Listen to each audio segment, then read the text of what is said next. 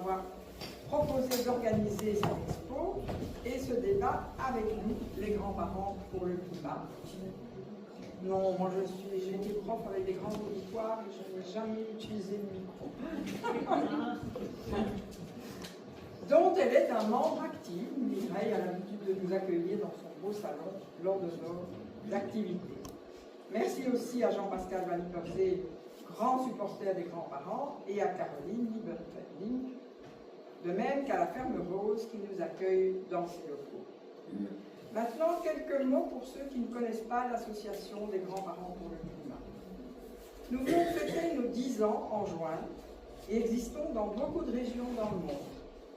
En Flandre d'abord, nos voisins, en Suisse, qui furent les pionniers, en France, en Suède, au Danemark et encore dans bien d'autres pays européens, et même au Canada.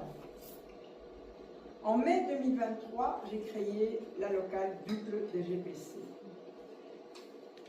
Ma conviction étant que le monde politique ne prend des mesures ambitieuses pour le climat qu'à partir du moment où il perçoit que la société civile l'exige. Dès lors, il m'apparaissait urgent de mobiliser les citoyens au plus près de chez eux. La mobilisation, en effet, requiert l'action, et l'action appelle l'action. Nous entrons alors dans un cercle vertueux. J'ai alors proposé une diversité d'actions et d'animations, depuis comment équilibrer son assiette végétarienne, ou une promenade sur les réalisations urbanistiques que la commune a effectuées dans le cadre de son plan climat, jusqu'à des séminaires autour du monde de la finance, dans le but que le patrimoine des Uclois bénéficie à la transition. En effet, il y a eu à Uccle une assemblée citoyenne pour le climat. Et lors de celle-ci, ce fut bien, à notre grand étonnement, nous de 30 citoyens, le patrimoine financier des Uclois qui eut le bilan carbone le plus élevé. 40% à côté de 20, 30, etc. De 20 même par an. À ce sujet, j'en profite pour vous inviter à notre prochaine conférence sur la finance verte. Vous avez reçu un flyer avec Christelle Dumas et Marie Cudon. Elle se déroulera donc à l'ICHEC le 4 novembre. Vous aviez dans le petit inscrit. Voilà, je laisse maintenant la parole à Mireille pour présenter nos conférenciers et le déroulement de cette conférence.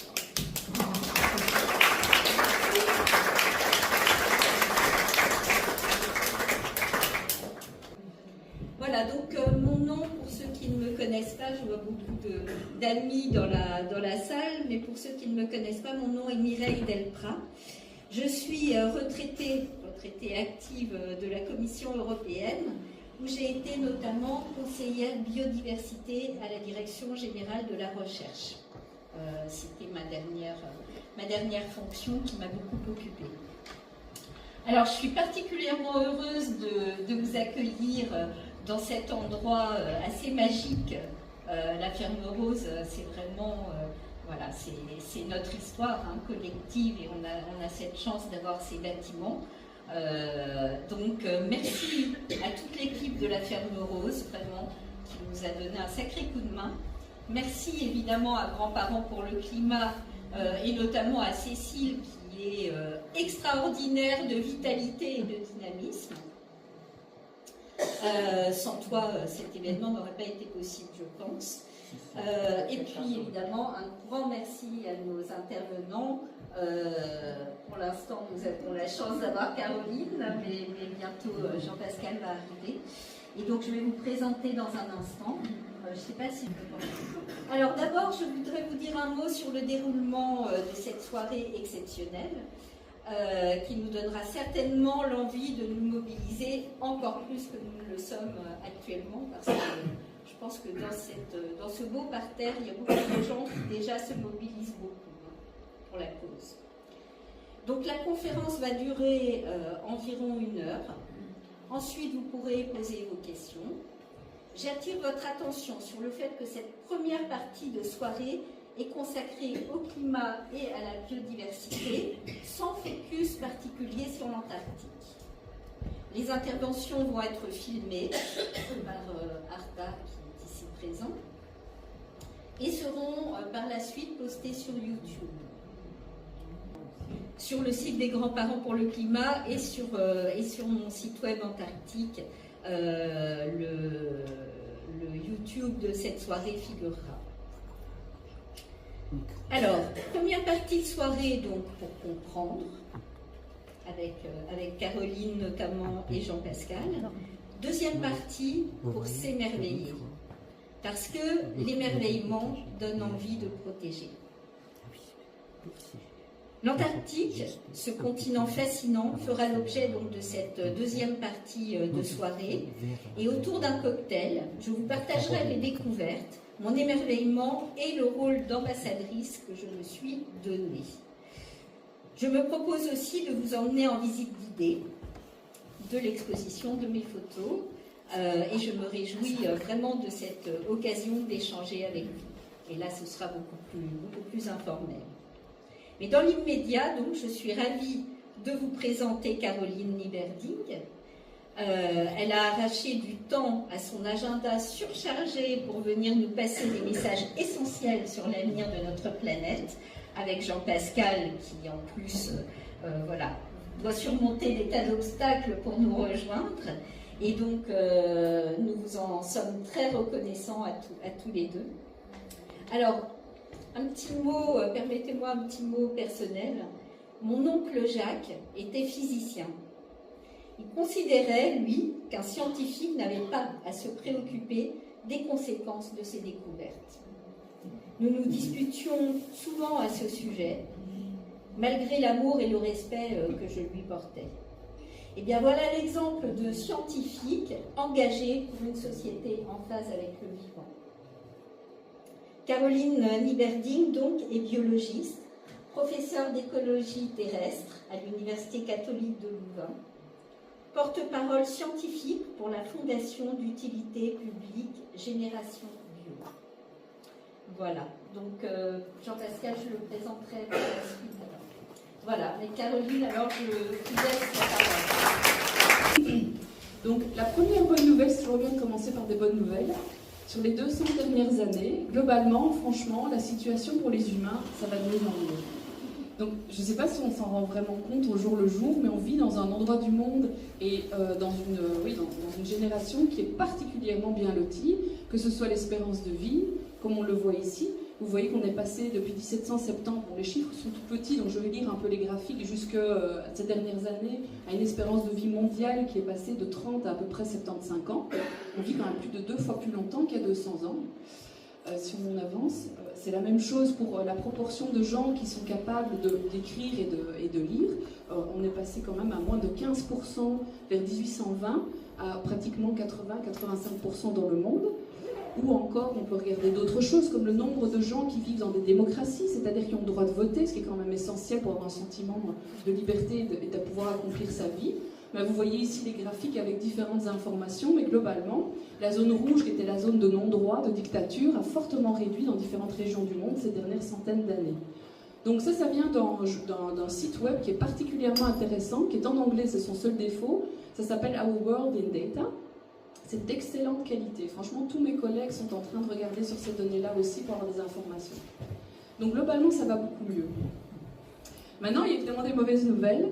C'est qu'on est arrivé à cet état de confort dans le monde, même si c'est loin d'être parfait, grâce à un fonctionnement en fait extractiviste. C'est-à-dire qu'on a une vision du monde qui est d'extraire en fait des matières premières, des ressources naturelles pour améliorer notre mode de vie.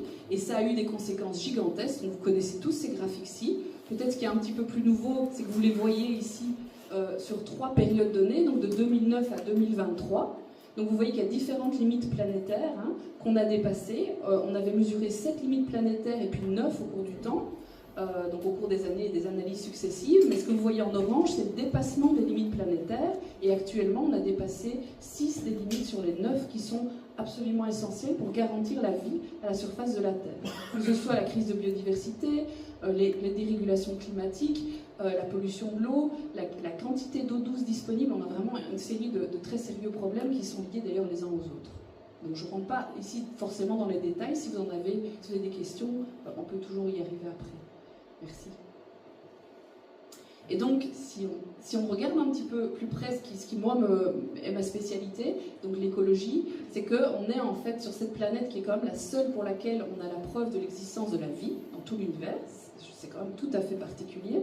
Eh bien, la vie est en train de disparaître. On a vraiment une annihilation biologique qui est en cours.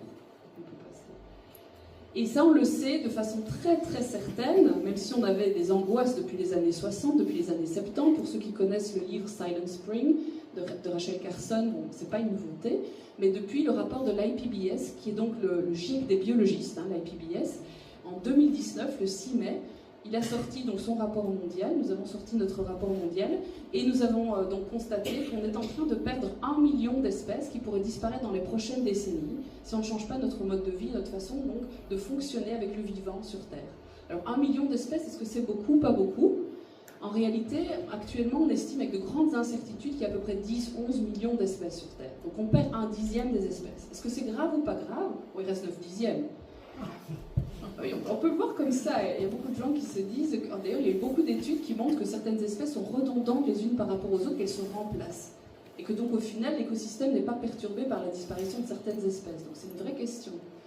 Le vrai problème qui est derrière ceci, c'est la vitesse à laquelle ces espèces disparaissent. Donc on a un taux d'extinction des espèces qui est 10 à 100 fois plus élevé que la dernière crise majeure que vous connaissez tous, qui était donc la disparition des dinosaures il y a 65 millions d'années. Donc pour le moment, les espèces disparaissent 10 à 100 fois plus vite. Donc on est vraiment dans une situation tout à fait unique, si on peut changer. Donc c'est bien, actuellement, c'est la 6e crise d'extinction majeure sur Terre. Alors je ne vais pas passer beaucoup de temps sur ces informations, mais je voulais quand même m'assurer qu'on comprenne bien comment on mesure ça, parce que ce n'est pas mystérieux. Donc si vous connaissez l'IUCN, je vais y revenir, mais globalement, ce que vous voyez sur ce graphique-ci, ce sont des barres avec des couleurs. Chaque ligne, c'est un groupe taxonomique. Et donc vous avez des petits pictos pour ceux qui ne s'y connaissent pas bien en biodiversité. Vous voyez, il y a les poissons, il y a les mollusques, etc., etc. Ce sont des lignes différentes. Donc pour différents groupes taxonomiques, on estime le pourcentage d'espèces qui risquent de disparaître, avec des risques plus ou moins mesurés. Et donc plus c'est rouge, moins ça va bien. Et donc quand on vous dit qu'il y a 10% des espèces qui risquent de disparaître dans les prochaines décennies, vous voyez, c'est la proportion de rouge et d'orange sur ce graphique. Alors comment est-ce qu'on mesure ça? C'est l'IUCN, donc c'est un institut qui est très très important, qui s'appelle donc l'Union internationale pour la conservation de la nature, qui a mesuré donc le risque de disparition d'une espèce sur base de 2 informations qu'on doit aller chercher sur le terrain. C'est beaucoup de travail. Donc pour chaque espèce pour laquelle on a l'information, on mesure 2 choses. Une, c'est le nombre d'individus qui représentent cette espèce. Quand les nombres diminuent, le risque de l'espèce de disparaître augmente, évidemment. Et la deuxième chose, c'est l'aire de distribution. Donc ce que vous voyez à droite, c'est une carte géographique. En orange, c'est là où on trouve l'espèce. Plus l'aire géographique est grande, en orange, plus c'est étendu, moins le risque est élevé, évidemment. Si vous ne trouvez plus que l'espèce à un endroit sur Terre, s'il arrive quoi que ce soit à cet endroit, l'habitat disparaît, l'espèce disparaît. Vous voyez, donc la combinaison du nombre d'individus que représente une espèce et de son aire de distribution détermine son risque d'extinction.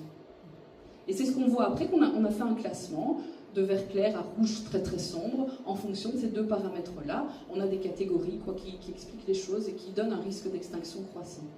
Voilà, et donc on fait ça pour des milliers d'espèces et c'est ainsi qu'on a estimé globalement la crise de biodiversité en cours.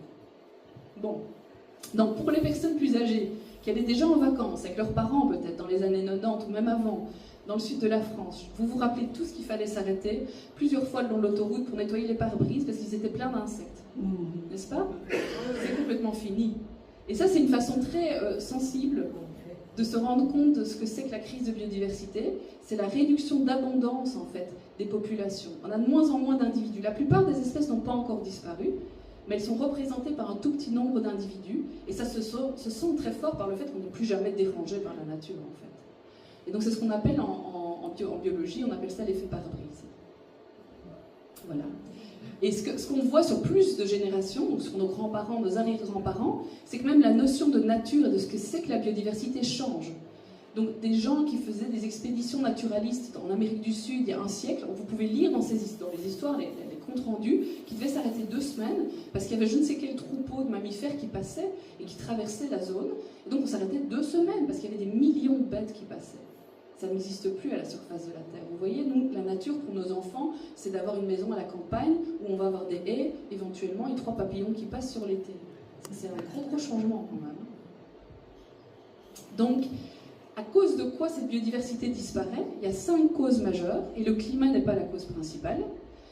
La dérégulation climatique, c'est ce qu'on voit ici en gris. Donc ce que vous voyez de nouveau, les lignes représentent différents groupes taxonomiques. Donc vous avez les amphibiens, c'est-à-dire les grenouilles, en gros, les reptiles, donc les lézards, les mammifères, les oiseaux, 4 lignes. Et donc la proportion des différentes couleurs vous donne la proportion d'espèces qui disparaissent pour l'une ou l'autre cause. Et donc ce que vous voyez en rose, c'est la cause principale de raréfaction des espèces, c'est en fait la dégradation des habitats naturels. D'accord? Et on peut changer. Et donc, on en est au point qu'actuellement, 75% des surfaces émergées sur Terre sont dégradées.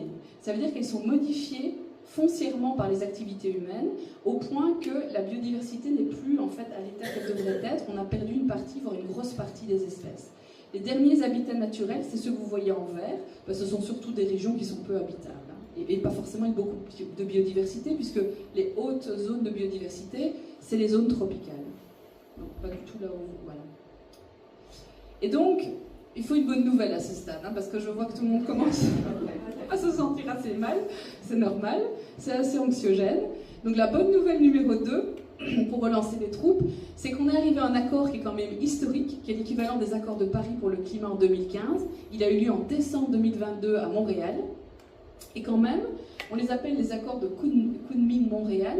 Il y a 196 pays qui les ont signés. Et on s'est mis d'accord sur 23 objectifs à atteindre d'ici 2030.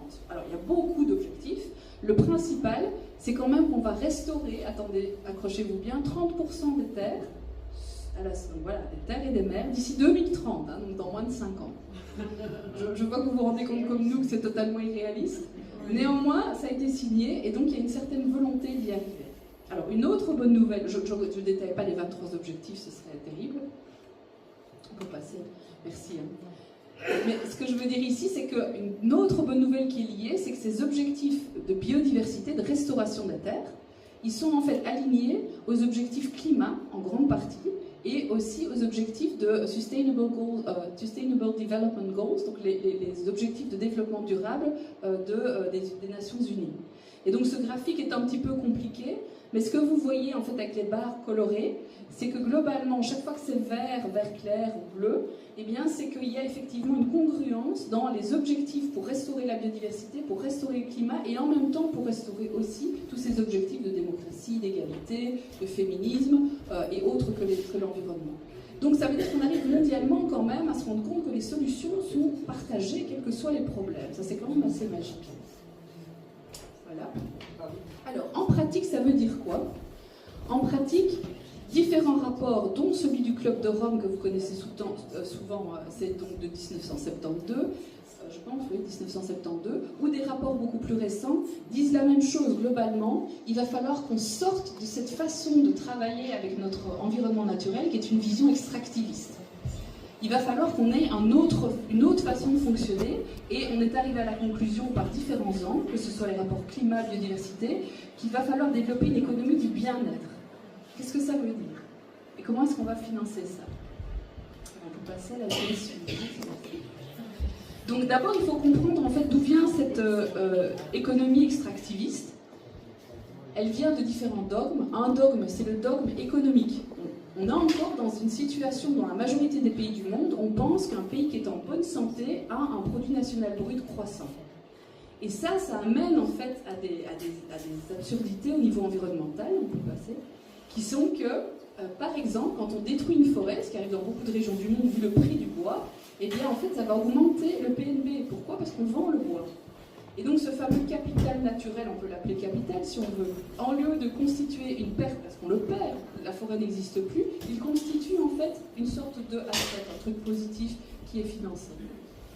Un deuxième dogme qui est très problématique, c'est le dogme religieux. Dans beaucoup de croyances religieuses, quelle que soit la religion d'ailleurs, on continue à penser que la population humaine doit se multiplier.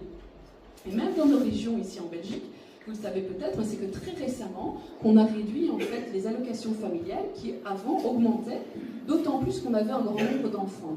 Donc depuis 2020, ça s'est arrêté. Maintenant, les allocations familiales qu'on reçoit sont à peu près 200 €, quel que soit le nombre d'enfants qu'on a.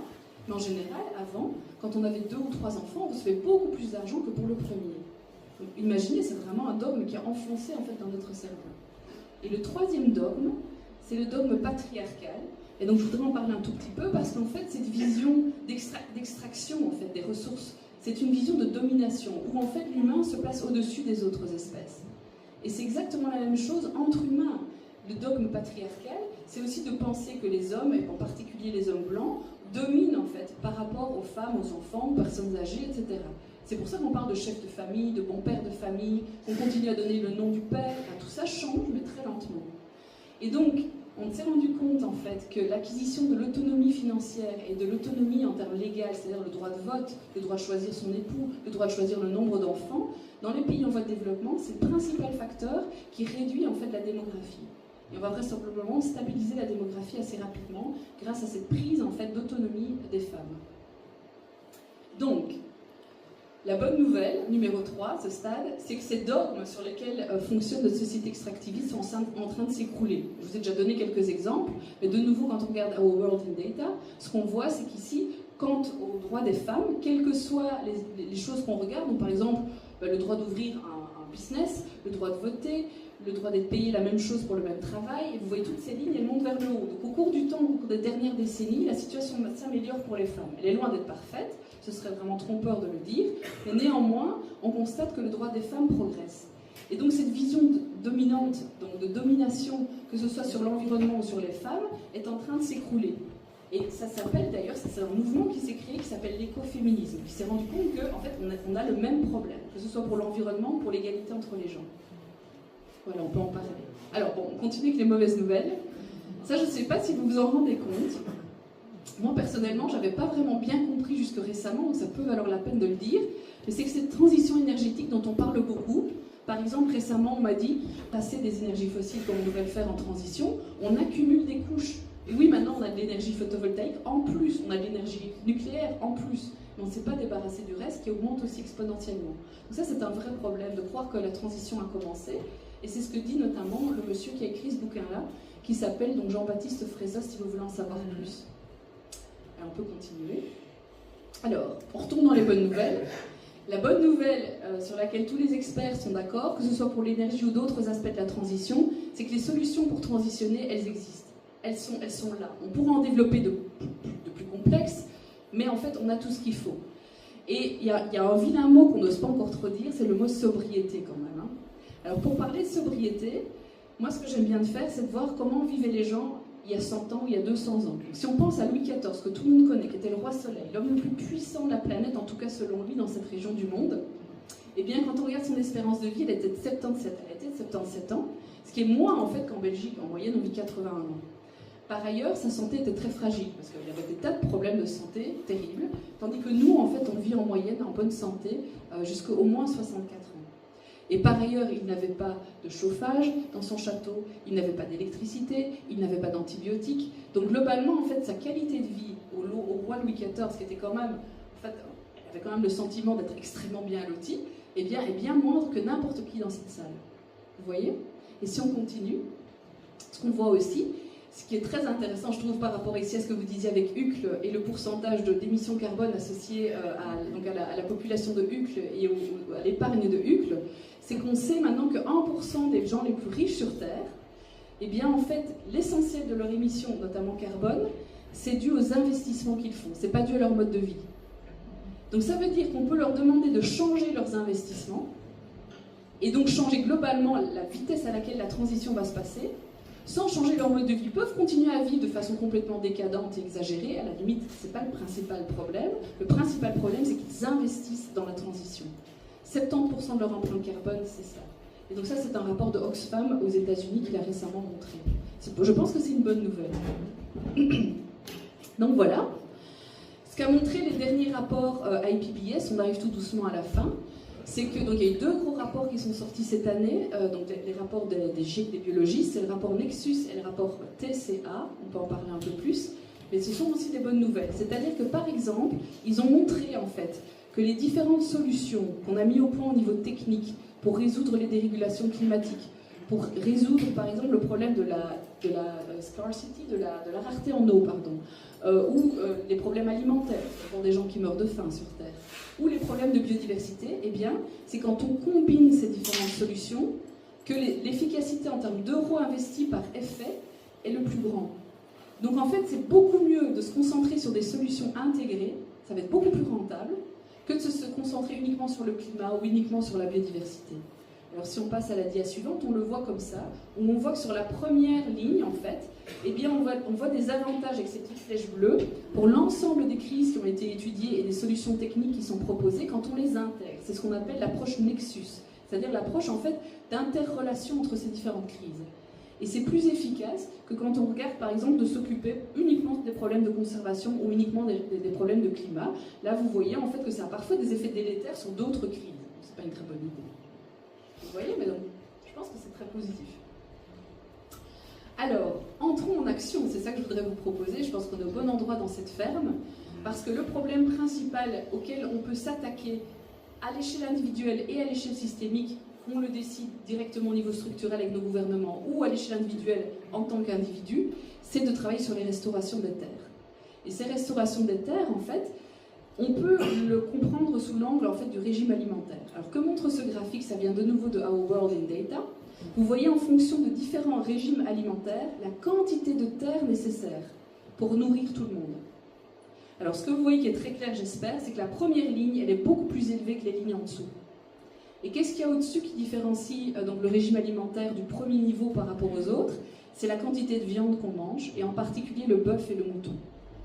Donc en fait, en se privant, si la population mondiale se privait de bœuf et de mouton, mais on peut le faire tous à l'échelle individuelle, eh bien regardez, on diminue l'usage des terres dont on a besoin pour se nourrir immédiatement de moitié.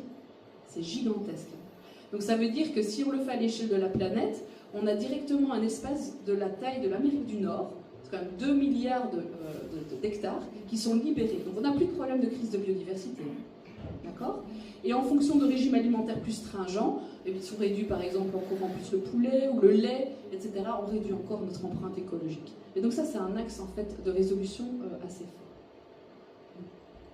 Et donc on peut passer ici à la restauration des terres de façon très très pratique, en réduisant en fait la quantité de pâture, en réduisant la quantité de blé qui est produit ou d'autres formes de céréales pour nourrir notre bétail. On peut libérer en fait énormément d'espaces naturels et les restaurer, c'est-à-dire laisser revenir la biodiversité, qui va aussi stocker du carbone, qui va aussi purifier notre eau, qui va aussi purifier notre air. Ouais. On peut encore avancer. Et donc c'est ce que je fais avec cette fondation Génération Bio, avec toute une série de collègues, dont Jean-Pascal Van Yperseel, Karl Van Dorn et Hubert Delmarmol, qui ont créé cette fondation. On travaille en fait à créer des pratiques agricoles, agroécologiques, qui permettent en fait de restaurer la qualité du sol, la qualité des terres, et donc en fait de restaurer la biodiversité et à terme aussi le climat par stockage du carbone organique dans les sols. Ouais. Voilà. Restaurer les terres plutôt que restaurer les bœufs.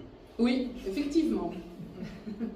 Et donc pour terminer ici, c'est toujours bien je trouve de se rendre compte de ce qu'on peut faire chez nous, puisqu'on est ici quand même à Uccle, donc on n'est pas en Wallonie, mais j'ai les données pour la Wallonie, Bruxelles étant quand même peu agricole. Donc en Wallonie, on sait que 50% de la superficie qui est cultivée est couverte par des céréales à grains, donc ça fait quand même à peu près 200 000 hectares. Je pense que c'est le dernier graphique que je vous inflige. Donc ce que vous voyez ici, c'est que pour différentes colonnes, ce sont différentes céréales. D'accord ? Et puis vous voyez différentes couleurs sur ces colonnes, c'est ce qu'on fait avec ces céréales qu'on produit. Donc à gauche, il y a le froment, puis il y a l'orge, l'épeautre, le maïs en grain et le maïs fourragé. Et ce qui est intéressant en fait, c'est qu'il y a une partie de ces colonnes qui est quand même très grande, qui sont des hachurés diagonaux sur le côté gauche. Et donc ça, c'est la quantité de grains qu'on produit pour nourrir nos animaux, pour produire de la viande.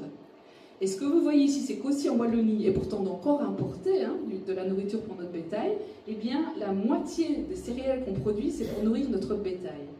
Donc si on passe à un régime végétarien, on libère quand même 25% des terres en Wallonie, des terres agricoles. Donc de nouveau, on va pouvoir avoir toutes les réserves naturelles dont on a besoin pour en fait vivre en adéquation avec notre milieu naturel et assurer ces services écosystémiques, d'avoir de l'eau pure, de l'air pur, etc. etc. Voilà.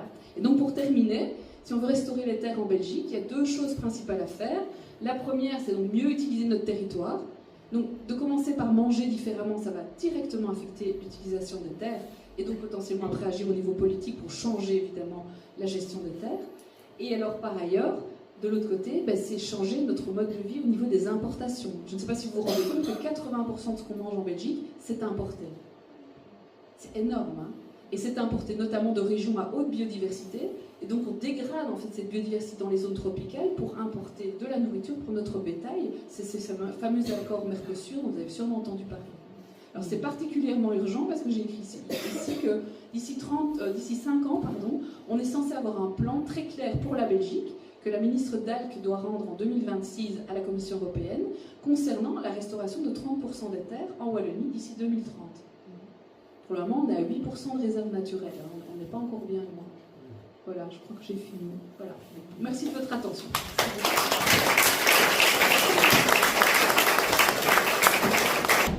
Voilà, donc Jean-Pascal Van Ypersel nous fait le grand honneur d'être là aussi. Il a bravé le mauvais sort, si j'ai bien compris, pour être quand même parmi nous ce soir. Donc vraiment un grand merci et un grand bravo d'être là.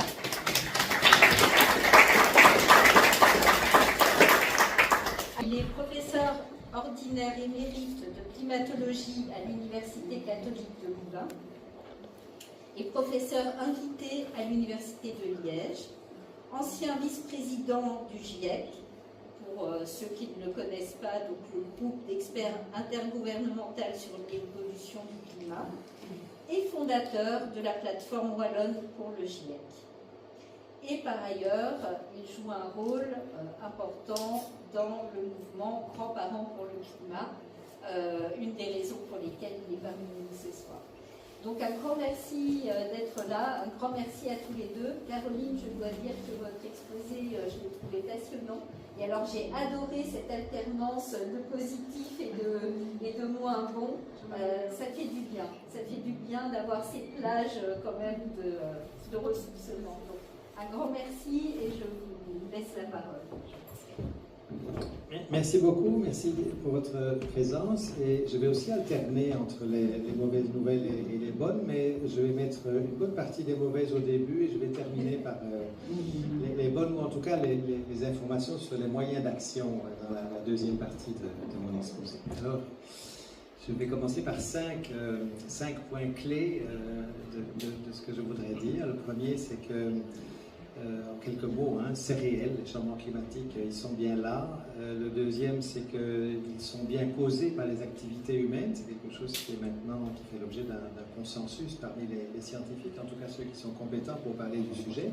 Les experts sont bien d'accord sur le fait que ce sont les activités humaines, en particulier les émissions de gaz à effet de serre. Il y a un rapport qui a été publié aujourd'hui par l'Organisation météorologique mondiale qui rappelle que on bat les records, on a encore battu cette année-ci le record de l'an dernier en termes d'émissions au niveau mondial, notamment à cause des incendies de forêt qui ont eu lieu dans le monde et qui sont eux-mêmes facilités par le dérèglement du climat.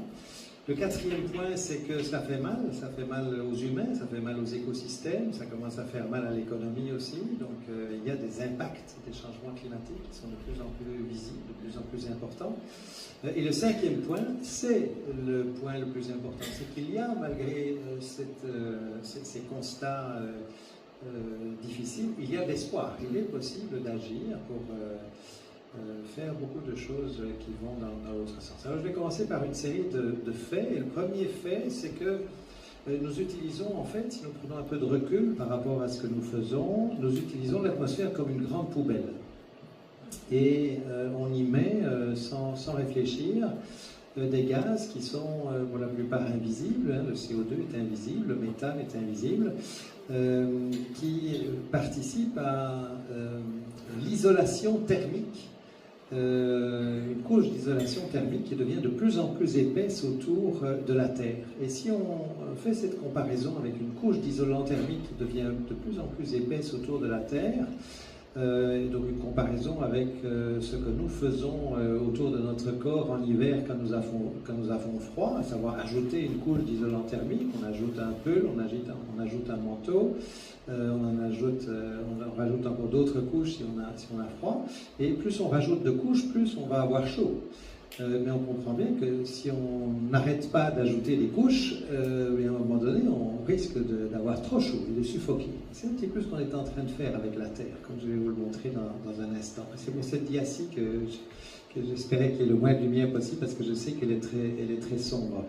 Si on pouvait encore diminuer un petit peu la lumière, ce serait formidable, mais si pas, c'est pas trop grave. Donc sur la gauche, vous voyez l'évolution dans le temps depuis 1850 de la concentration en CO2 dans l'atmosphère. Le cercle montre une année, en fait. On passe de janvier à mars, juin, septembre, et puis de nouveau janvier, etc. Et j'aime bien cette représentation parce que ce qui est montré, s'il n'y avait pas de lumière, vous verriez au milieu du cercle, on le devine en tout petit pour ceux qui seront devant. On part de 1850 et on s'arrête en 2022, quelque chose comme ça. J'aime bien cette présentation parce qu'elle suggère ce qui se passe. En fait, l'augmentation de la quantité de CO2 qui est mesurée en parties par million. On est passé de 280 parties par million à plus de 50% au-dessus de cette valeur-là aujourd'hui. On est un peu plus aux alentours de 425 aujourd'hui.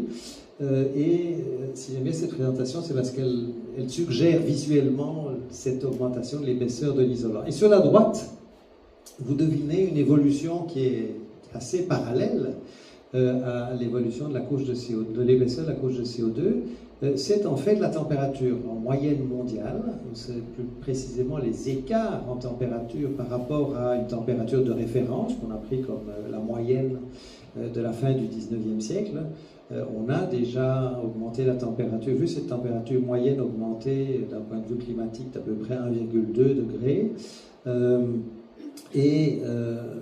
Quand on voit ces deux variables qui évoluent ensemble, on se dit que il est en tout cas vraisemblable que ce qui se passe à gauche est la cause de ce qui se passe à droite. Alors, en science, c'est pas parce que deux variables sont corrélées qu'on peut déduire que l'une est la cause de l'autre. Donc, il faudra que je vous montre un peu plus tard ce qui fait qu'on est convaincu que c'est effectivement ce qui se passe à gauche qui est la cause principale de ce qui se passe à droite. Mais donc, cette augmentation de température, elle est bien mesurée, elle est mesurée dans le monde entier. Et aujourd'hui, la température est plus de 1 degré au-dessus de la température qui régnait il y a un petit peu moins de 200 ans. Alors, ce réchauffement moyen, il est très abstrait parce que 1 degré en moyenne mondiale, ce n'est pas quelque chose qui est directement perceptible par les humains. Par contre, cette évolution de la température moyenne, elle s'accompagne d'une augmentation de toute une série d'événements extrêmes, que ce soit en fréquence ou en intensité, en particulier les vagues de chaleur, par exemple, dont on sait qu'elles tuent. Elles ont tué chez nous en Europe en 2003, elles ont tué en 2020, elles ont tué en 2022. Ce sont chaque fois, à l'échelle de l'Europe, des dizaines de milliers de victimes de ces changements climatiques, y compris en Belgique. On a aussi, avec cette élévation de la température moyenne, une augmentation de l'intensité des pluies, parce que quand le climat se réchauffe, il y a plus d'évaporation à la surface de l'océan, il y a donc plus de possibilités d'avoir des quantités importantes d'eau qui tombent en un temps donné, ce qui favorise les inondations, comme celles qu'on a eues chez nous en 2021. Et donc des pluies extrêmes sont aussi un reflet de l'augmentation de la température moyenne. Alors, il y a toute une série d'autres conséquences qui sont malheureusement attendues en lien avec les changements climatiques dans le futur. Bon, le stress thermique, j'en ai déjà parlé, des effets sur la disponibilité en eau, qui a évidemment des effets aussi bien sur la santé humaine que sur la santé des écosystèmes, l'insécurité alimentaire, puisque la stabilité du climat, qui était assez claire au cours des 10 000 dernières années, à part les 200 dernières années, est un élément important du contexte de la sécurité alimentaire. Ce n'est pas le seul, évidemment, il y a d'autres facteurs, notamment économiques, qui interviennent, mais avoir un climat assez stable, avec des ressources en eau stables, une température qui ne devient pas trop extrême, c'est très important. Et enfin, parmi les risques principaux, les risques d'inondation, soit liés à des pluies très violentes, En ce moment même, on en parle relativement peu dans les médias chez nous, mais en ce moment même, il y a des inondations terribles au Mexique, par exemple, qui ont fait de très gros dégâts, aussi bien humains que matériels. Mais il y a aussi des inondations qui sont liées à quelque chose dont on n'a encore vu que le début, et qui a un lien avec l'Antarctique, qui est au cœur de l'exposition que l'on peut voir ici. C'est l'élévation du niveau des mers, du niveau de l'océan. On a déjà gagné 20 cm depuis une centaine d'années, et on va vers des augmentations du niveau moyen de l'océan, ce qui va évidemment avoir des conséquences dans toutes les régions côtières du monde, de probablement plusieurs mètres au cours des siècles qui viennent. Alors, le climat du futur, il n'est pas une fatalité, il dépend de la courbe d'émissions sur laquelle on va se trouver dans les années qui viennent. Le GIEC considère 5 scénarios principaux, d'un scénario très élevé qui correspond à peu près 3 fois les émissions mondiales actuelles de CO2 d'ici la fin de ce siècle, au contraire, vous voyez les 2 scénarios bas qui sont des scénarios où les émissions nettes en tout cas sont même dites négatives, à savoir que les activités humaines contribuent à absorber plus de CO2 qu'elles n'en émettent, ce qui, si on fait le calcul, correspond à des émissions négatives, un retrait d'une certaine quantité de CO2 de l'atmosphère. Alors quand on fournit ces scénarios d'émissions possibles aux modèles climatiques qui permettent de calculer l'évolution du climat, qui sont les modèles avec lesquels on a accumulé par des analyses que l'on a couplées à ces résultats de modèles, on a prouvé que c'était bien les activités humaines et les émissions de gaz à effet de serre en particulier qui étaient la cause principale de ce réchauffement.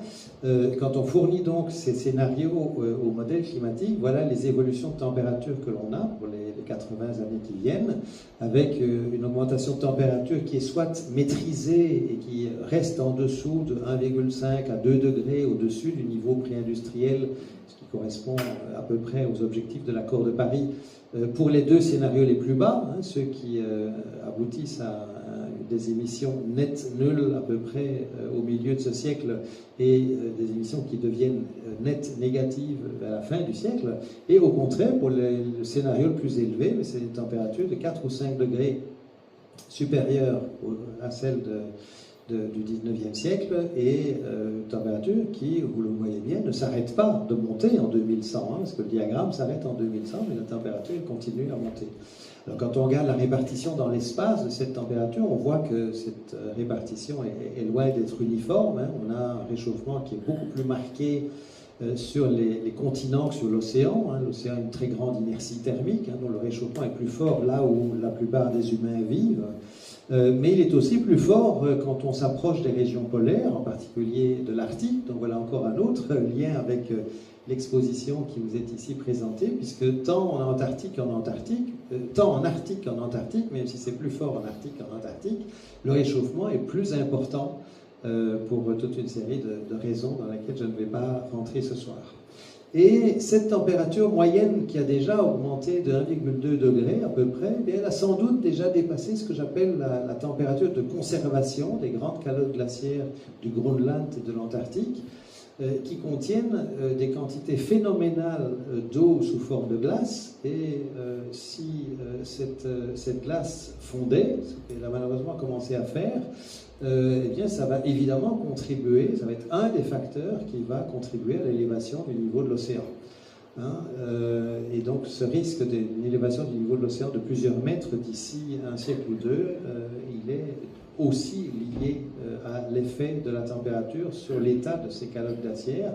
La calotte du Groenland, elle contient à peu près 7 mètres d'équivalent du niveau des mers. Donc si le Groenland fondait complètement, le niveau des mers augmenterait d'à peu près 7 mètres en moyenne.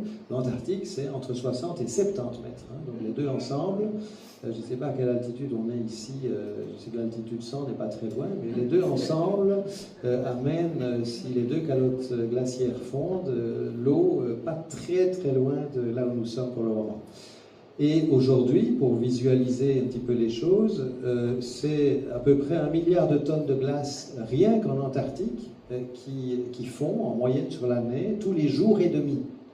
Hein, si on fait une moyenne sur l'année, tous les jours et demi, il y a 1 milliard de tonnes de glace qui fond et qui est donc ajouté à l'océan. Et 1 milliard de tonnes de glace, c'est aussi un chiffre très abstrait, mais vous voyez ici, c'est la surface de Central Park à New York, c'est la hauteur des plus hauts gratte-ciel, c'est le volume que cela représente.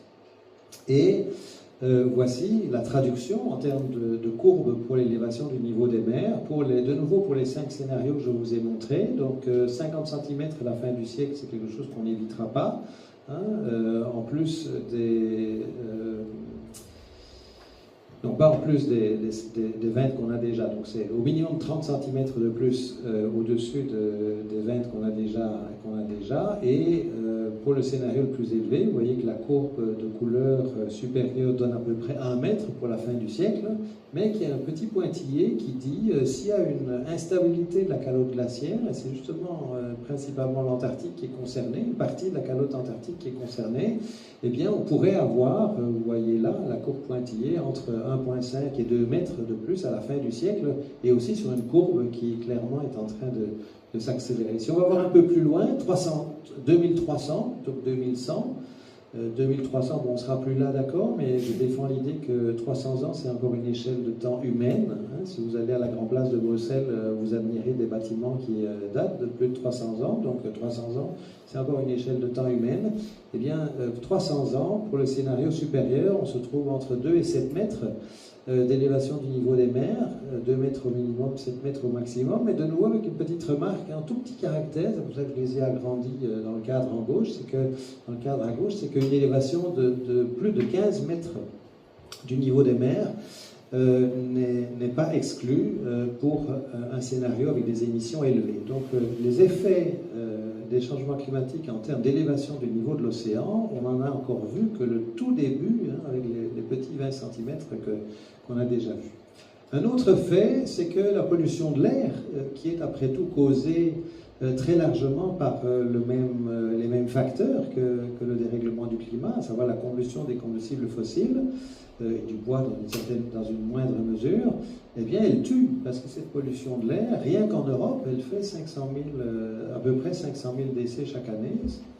C'est un petit peu moins maintenant, parce que la pollution de l'air a eu tendance à s'améliorer un petit peu, donc c'est un petit peu moins que le chiffre qui est donné ici. Ça fait entre 6 et 7 millions de personnes à l'échelle du monde chaque année. Et donc, lutter contre les changements climatiques, ça peut aussi avoir des conséquences des conséquences positives à plus court terme en termes d'amélioration de la qualité de l'air et donc d'effets positifs sur la santé. Alors, un cinquième fait sur lequel je voudrais attirer l'attention et qui est très important, c'est que les conséquences des changements climatiques ne sont pas les mêmes pour tout le monde. Les pauvres sont très nettement plus affectés. Et pour illustrer ce point-là, avec une photo, je vous montre une photo qui a été prise il y a 20 ans dans les rues de la Nouvelle-Orléans après le passage de l'ouragan Katrina, dont on a célébré, entre guillemets, le 20e anniversaire il y a quelques semaines. Donc la Nouvelle-Orléans était inondée et on ne voit pas bien, mais on devine, 2 personnes qui sont clairement dans une situation bien pire que celle des riches Américains qui ont pu quitter la ville dans leur 4x4 et aller passer la nuit dans un motel. Hein, en plus, une des 2 est en situation de handicap, elle est encore plus vulnérable que l'autre. Donc les effets des changements climatiques, des événements extrêmes, on l'a vu chez nous aussi dans la vallée de la Vèze, hein, ne sont pas les mêmes si on est pauvre ou si on est riche. Les écosystèmes souffrent alors que nous dépendons de leur bon état, mais je pense que Caroline a si bien parlé de ce sujet-là que je ne vais pas devoir être très long sur le sujet. Je donnais l'exemple de la barrière de corail, la grande barrière de corail au large de l'Australie, mais il y a tellement d'autres écosystèmes qui sont affectés, qui commencent à être affectés par le dérèglement climatique, même si, et Caroline l'a souligné, les changements climatiques ne sont pas le premier facteur qui affecte la biodiversité aujourd'hui. Je crois que c'est le 3e, hein, après le rapport de l'IPBES. C'est le 3e aujourd'hui, mais avec un risque qu'il monte en primauté, si je puis dire, dans les décennies qui viennent, si les changements climatiques ne sont pas maîtrisés. Donc il y a vraiment une urgence à réduire les émissions de CO2 de façon à arrêter l'épaississement de cette couche d'isolant thermique. Hein, parce que si on a compris ce lien entre l'épaississement de la couche d'isolant thermique et l'élévation de la température, on comprend aussi que si on veut que la température arrête de monter, il faut arrêter d'ajouter de l'isolant dans l'atmosphère. Et pour arrêter d'ajouter de l'isolant dans l'atmosphère, c'est très simple en fait. Il faut que la concentration en CO2 arrête d'augmenter. Et pour que la concentration en CO2 arrête d'augmenter, il faut arrêter de mettre plus de CO2 dans l'atmosphère que ce que la nature, principalement les forêts, la végétation, les sols et l'océan, ils font chacun la moitié du travail aujourd'hui, ne sont capables d'absorber. Et on est encore très loin de cet objectif-là. C'est l'objectif de la fameuse neutralité carbone au niveau mondial.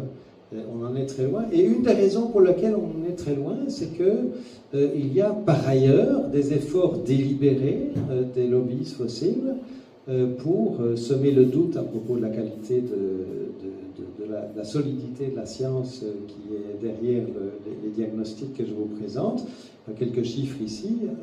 Entre 2003 et 2010, c'est une étude publiée dans une revue à comité de lecture très sérieuse, c'est presque $1 milliard par an qui a été dépensé par les lobbies fossiles rien qu'aux États-Unis pour semer la désinformation à propos des causes des changements climatiques, mais aussi à propos des solutions, parce qu'il ne faut pas croire qu'ils se limitent à critiquer les climatologues, ils attaquent aussi les énergies renouvelables et tout ce qui permettrait de diminuer notre dépendance aux combustibles fossiles. Et donc le GIEC qui a été créé en 1988 pour justement mettre à la disposition des citoyens du monde entier et des décideurs l'information scientifique la plus solide, a un travail qui est parfois difficile dans ce contexte-là. Alors, on a l'accord de Paris qui a été cité par Caroline, dont on va fêter les 10 ans dans quelques semaines, lors de la COP30 à Belém au Brésil. Mais on est encore très loin dans ce cadre-là de faire ce qui est nécessaire. Donc vous avez ici la trajectoire verte que je vais essayer de vous montrer ici. Voilà. Donc la trajectoire verte ici, ce qu'on montre ici sont les émissions de gaz à effet de serre. C'est celle qui conduirait à cette neutralité carbone vers le milieu du siècle, vers 2050, le fameux net zéro. C'est ce qui permettrait de ne pas dépasser 1,5 degré. Bon, si on se donne un objectif moins ambitieux, rester en dessous de 2 degrés de réchauffement, on a quelque chose qui est un petit peu plus facile à faire. On doit arriver au net zéro en 2070, à peu près 20 ans plus tard. Si on regarde la courbe, la tendance avant l'accord de Paris, c'était la courbe orange. Si on regarde les objectifs qui ont été annoncés dans le cadre de l'accord de Paris pour 2025 et 2030, on est un peu plus bas, c'est un petit peu mieux que la tendance, mais vous serez d'accord avec moi pour dire que c'est encore très loin de ce qu'il faudrait pour se trouver, même sur une trajectoire qui conduirait à rester en dessous de 2 degrés. Donc il y a encore beaucoup de travail. Alors qu'il y a de nombreuses opportunités. D'abord, si on regarde un petit peu les flux financiers, est-ce qu'on sait suffisamment que l'Union européenne, c'est-à-dire nous, parce que l'argent il vient de quelque part, nous dépensons dans l'Union européenne 1 milliard d'euros tous les jours, 1 milliard d'euros tous les jours, pour acheter des combustibles fossiles à l'extérieur des frontières de l'Union européenne. Ça, c'est quand même extraordinaire. Bar de Weber, il sert 10 milliards d'euros, mais nous, on en dépense à l'échelle européenne 400 milliards chaque année pour acheter, dans des pays qui ne sont pas toujours tout à fait démocratiques, c'est le moins qu'on puisse dire, une matière que l'on va brûler, qui est non renouvelable, qui a été fabriquée par la nature il y a 100 millions d'années, j'arrondis les chiffres, et qui va dérégler le climat. Est-ce qu'on ne pourrait pas faire quelque chose de plus malin que ça? Eh bien oui, et j'arrive alors maintenant, après vous avoir enfoncé au maximum, j'arrive maintenant, on va sortir un petit peu du trou, je vais essayer en tout cas, en utilisant quelques-unes des informations qui viennent d'un rapport du GIEC dont on ne parle pas assez, parce qu'on parle beaucoup souvent du rapport du GIEC, le groupe 1, celui sur la climatologie, on parle aussi celui du groupe 2, celui sur les impacts des changements climatiques, on ne parle pas assez du rapport du groupe 3 du GIEC sur les solutions en termes de réduction d'émissions de gaz à effet de serre. Or, Ce rapport disait dans sa dernière édition, en 2022, des options permettant de réduire au moins de moitié les émissions mondiales d'ici 2030, il disait ça en 2022, sont disponibles, c'est pas seront disponibles si on invente des choses qu'on ne connaît pas encore aujourd'hui, non, c'est sont disponibles. Pour moi, c'est ça le mot le plus important dans la phrase, c'est le fait qu'il est au présent, sont disponibles aujourd'hui dans tous les secteurs. Avec l'importance transversale, et Caroline l'a mentionné aussi, avec le terme de la sobriété, de l'action sur la demande d'énergie, la demande de services, mais dans tous les secteurs, l'énergie, l'utilisation des sols, l'industrie, l'urbanisme, le bâtiment, les transports, qui sont les secteurs principaux, il est possible d'agir. Alors, petite page de publicité, comme dans toute bonne émission de quelque chose. Je vous signale que j'ai publié avec mon équipe de la plateforme Wallonne pour le GIEC, avec le soutien du gouvernement wallon jusqu'au 31 décembre, j'espère que ça va continuer, mais c'est pas sûr, une lettre d'information à laquelle vous pouvez vous abonner gratuitement. J'en ai apporté quelques-unes qui sont liées aux régions polaires, puisque l'exposition est sur l'Antarctique, elles sont au fond de la salle. J'en ai apporté une sur le rapport spécial du GIEC sur la cryosphère, tout ce qui est sous la forme de glace, et sur l'océan aussi. Et j'ai apporté aussi une lettre qui a été publiée sur le pergélisol, qu'on appelle le permafrost en anglais, et les émissions de méthane qui sont potentiellement associées au dégel de ce pergélisol. Mais ceci, c'est une autre lettre qui a été publiée en 2022, quand le rapport du GIEC est sorti. Vous pouvez vous abonner à cette lettre en allant sur, soit en scannant le QR code là, mais qui est un peu petit, soit en allant sur le site plateforme jiec.be que vous pouvez trouver facilement sur Internet. Et la bonne nouvelle qui est contenue dans ce graphique, c'est que il y a un potentiel très important de réduction d'émissions à l'horizon 2030. On parle ici de gigatonnes de CO2 équivalent par an dont il est possible de réduire les émissions. Et quels sont les domaines dans lesquels on peut le plus, dans les 10 ans qui suivaient le rapport de 2022, réduire les émissions? Eh bien, c'est dans le domaine de l'énergie solaire,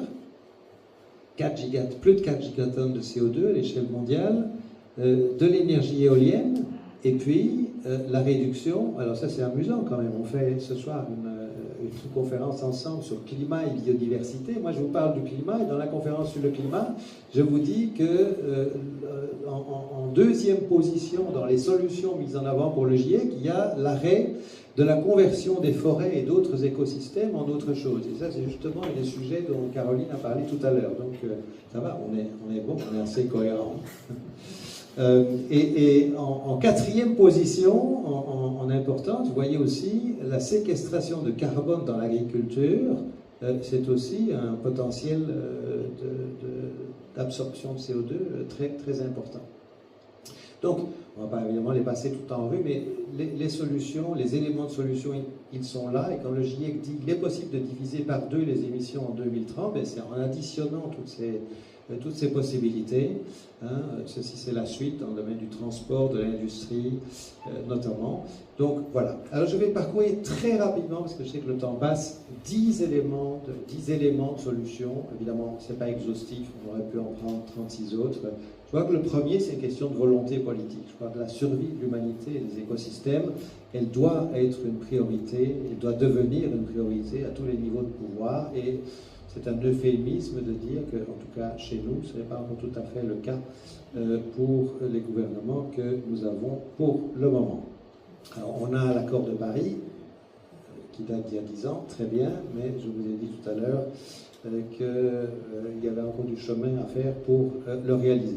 Deuxième élément de solution, les acteurs économiques doivent être mis beaucoup plus clairement que ce n'est le cas aujourd'hui devant leurs responsabilités. Je crois qu'il faut accepter, il faut qu'ils acceptent aussi la décroissance, Caroline a utilisé ce mot-là aussi, des activités nuisibles au profit, au contraire, la croissance d'autres activités, celles qui aident le vivant, celles qui aident à ce qui est davantage de justice et moins de pauvreté. Dans ce contexte-là, je défends l'idée qu'un langage que tout le monde comprend, mieux que les étiquettes en tout petits caractères que personne ne lit, c'est le prix. Il faut faire payer de plus en plus cher la destruction de l'environnement. Le principe du pollueur-payeur est, à mon avis, très important.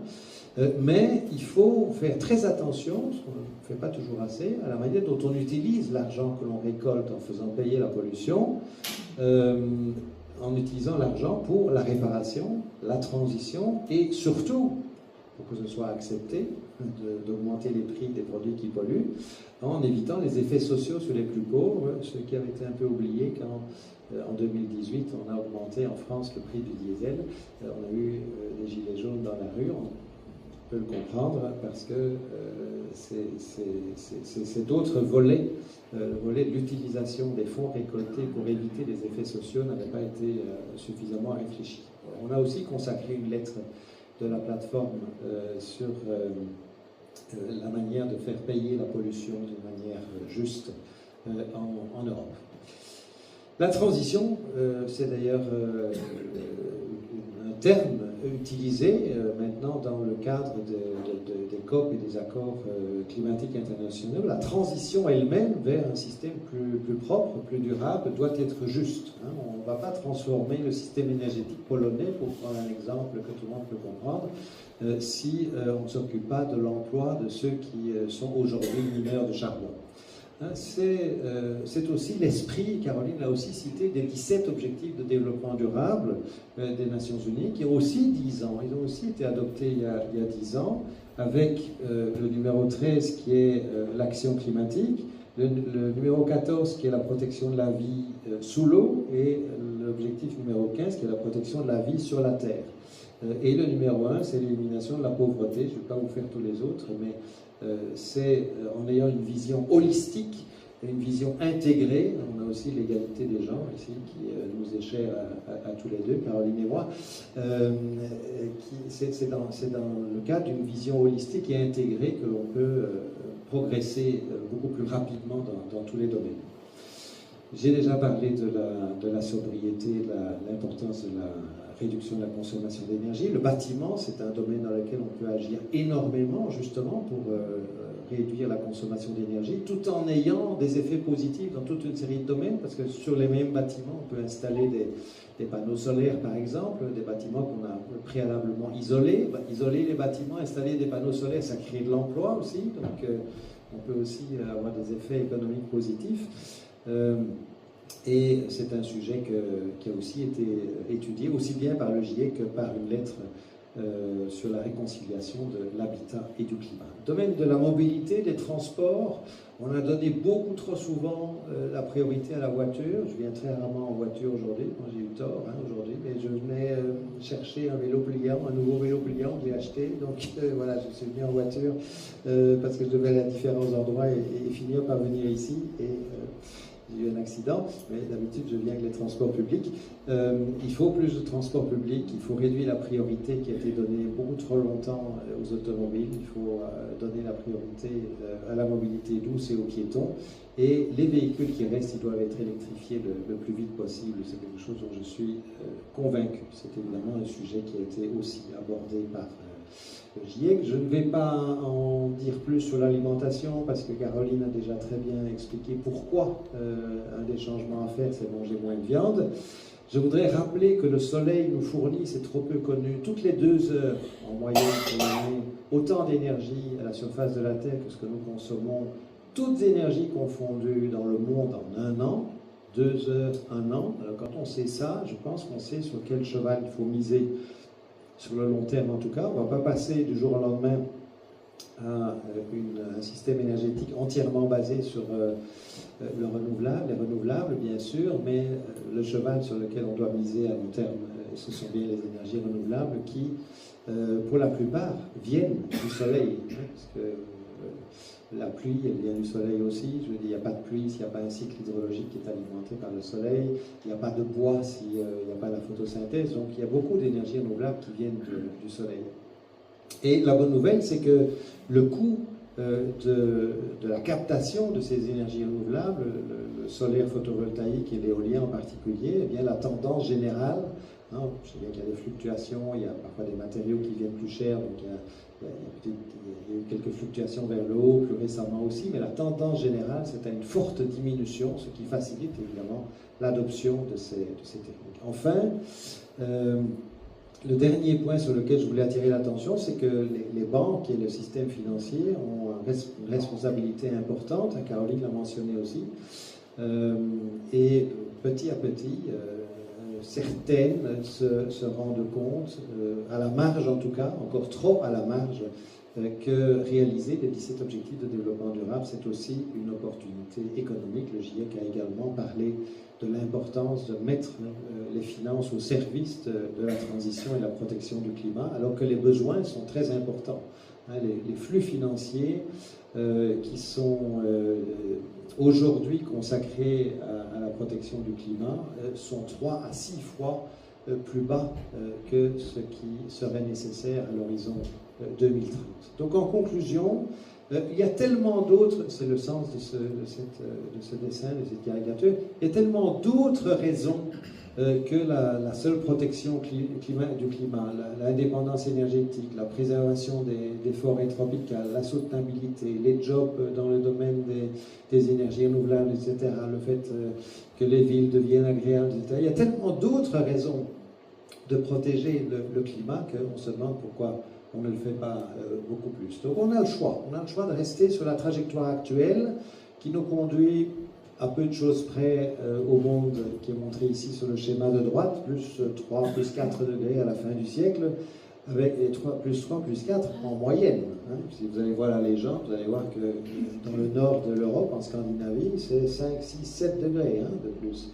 Ou si on fait ce qu'il faut pour respecter l'accord de Paris, ou s'en écarter le moins possible en tout cas, c'est un monde plus chaud, c'est un monde dans lequel il y aura des impacts, bien sûr, hein, ils sont déjà là aujourd'hui, ils commencent déjà à devenir de plus en plus visibles, donc on ne va pas éviter d'avoir des impacts des changements climatiques, mais il y en aura beaucoup, beaucoup, beaucoup moins, et nos enfants, les générations futures, pourront vivre moins inconfortablement dans ce cas-là. Donc il est grand temps de se réveiller et de voir ensemble ce qu'il est possible de faire. Et une des choses qu'il est possible de faire, c'est de s'informer. Et une des lettres que j'ai malheureusement pas pu apporter ce soir, j'en ai qu'une ou deux avec moi, qu'on a consacrée en avril de cette année, avec une très belle couverture qui nous a été offerte par Lux Koiten, c'est que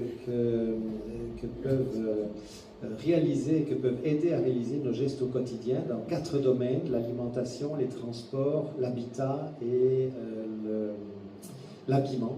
Et donc je vous invite à les trouver. Merci pour votre attention.